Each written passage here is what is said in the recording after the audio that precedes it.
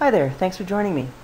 I'm presently enrolled in the Provincial Instructor's Diploma program at Vancouver Community College, and this is an assignment on informal classroom assessment techniques. My name is Jean Patterson, and I'd like to welcome you to my presentation on the Muddiest Point.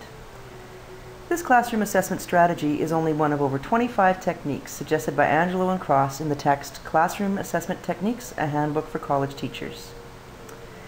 It is mentioned that this technique may be the simplest to administer and one that would be considered for lower level outcomes.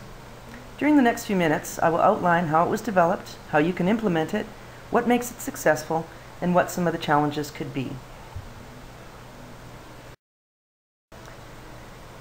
Dr. Fred Mosler was born in 1916 and was an esteemed academic.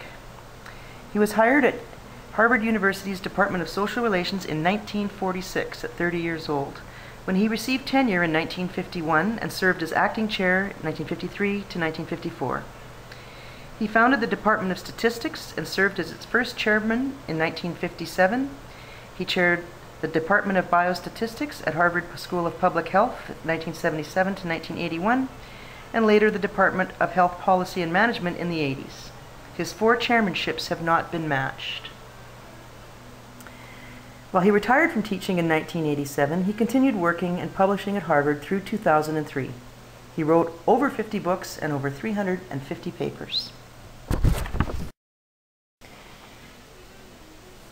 During an interview with David S. Moore from Purdue University in 1993, Hosteller explains how he developed the Muddiest Point technique. It started when he attended a seminar with the president of Harvard, Derek Bok, on how to evaluate college education and how to improve it. At that point, some professors were using the 1-minute paper technique, which started to find out what the students wanted to know, as well as what they struggled with. Mosteller tried it in his class and soon found it was not quite as effective as he would have liked. Contributing to this was also the students wanting to be respectful to him, he claims he was an old man, and not really writing much so as not to offend him. So instead of asking the students the standard questions one day, he asked them to reveal the muddiest point of that day's lecture. The students all cheered.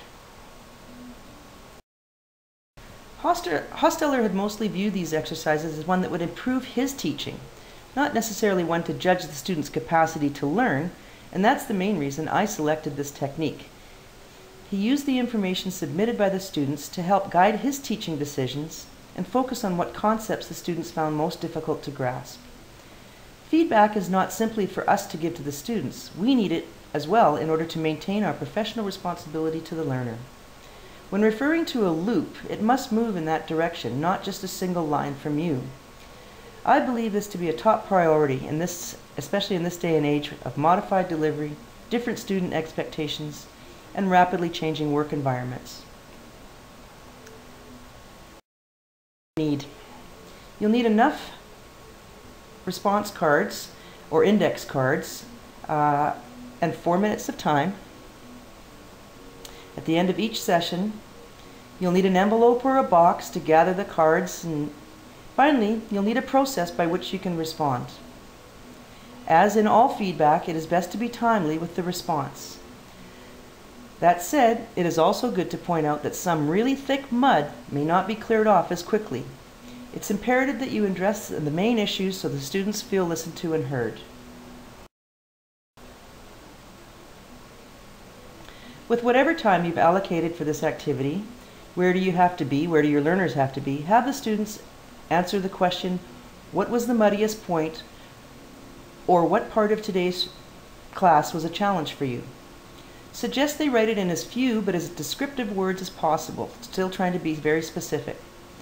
Once back to your office, sort them into groups, commonalities, as well as selecting perhaps the single person issues. Remember, each student will need to feel heard. Prepare your response and provide that in your next session.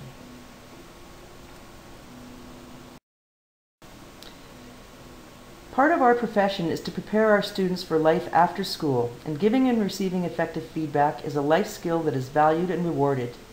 It can develop lifelong learners, it contributes to great leadership practices, and develops self-awareness and confidence.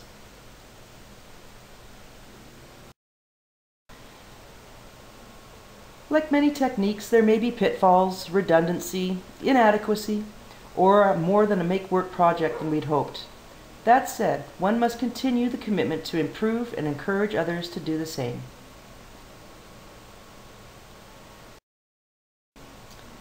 To conclude my presentation today, I'd like to wrap it up by saying the Muddiest Point may not be for every learning environment, but it can be a starting point for many aspects and to build on many foundations of teaching and learning. Thank you for this opportunity. I hope you can give it a try.